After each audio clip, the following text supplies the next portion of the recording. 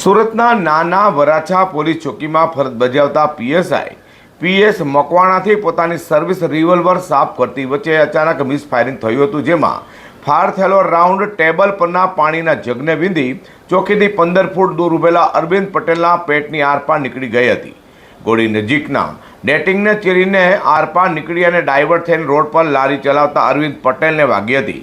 ઇજાગ્રસ્તને સારવાર માટે ખાનગી હોસ્પિટલમાં ખસેડવામાં આવ્યો છે, જ્યાં તેની હાલત સુધાર પારવાનું તબીબોએ જણાવ્યું છે. સુરતના નાના વરાછા વિસ્તારમાં પોલીસ ચોકીની અંદરથી ફાયરિંગની ઘટના સામે આવતા ચકચાર મચી જવા પામી છે.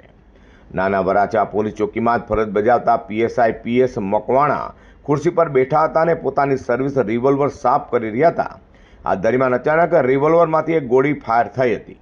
ગોળી નજીકમાં આવેલા નેટિંગને ચીરીને આરપાર નીકળી ગઈ હતી અને ત્યારબાદ ગોળી ડાયવર્ટ થઈને બહાર રોડ પર લારી ચલાવતા અરવિંદ પટેલના ડાબા પેટના ભાગે વાગી હતી. ગોળી પેટના ભાગેથી શરીરમાં પ્રવેશી આરપાર નીકળી ગયું સામે આવ્યું છે. આ ઘટના બાદ અરવિંદ પટેલને તાત્કાલિક સારવાર માટે લોહીલુહાણ હાલતમાં ખાનગી હોસ્પિટલમાં ખસેડવામાં આવ્યા હતા, હાલ તેમની સારવાર ચાલી રહી છે. સમગ્ર ઘટના અંગે સુરતના ડીસીપી આલોક કુમારે જણાવ્યું હતું કે પ્રાથમિક માહિતી મુજબ સર્વિસ રિવોલ્વર સાફ કરતી વખતે આકસ્મિક રીતે ફાયરિંગ થયું સામે આવ્યું છે.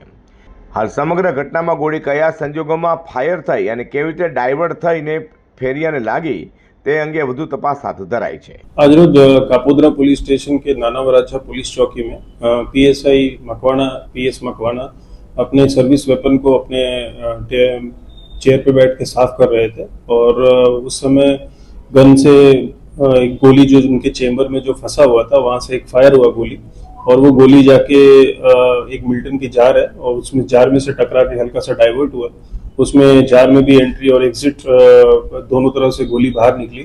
वहां से डाइवर्ट होकर गोली सीधे दरवाजे से क्रॉस करती हुई एक जाहिर जनता में एक आदमी जिनका नाम अरविंद भाई पटेल है उनको जाके टकराया और उनके पेट के लेफ्ट साइड में हिस्से में जाके गोली एंट्री और एग्जिट वुंड वहां से भी बाहर निकला गोली और अभी वो बोल चाल रहे हैं और अभी वो आउट ऑफ डेंजर है, लेकिन अभी इसको सारवार के लिए किरण हॉस्पिटल में रेफर किया गया है और इसमें जो भी कोई लीगल एंगल है वो हम एक्सप्लोर कर रहे हैं और उसमें एडिक्वेट एक्शन लेंगे हम.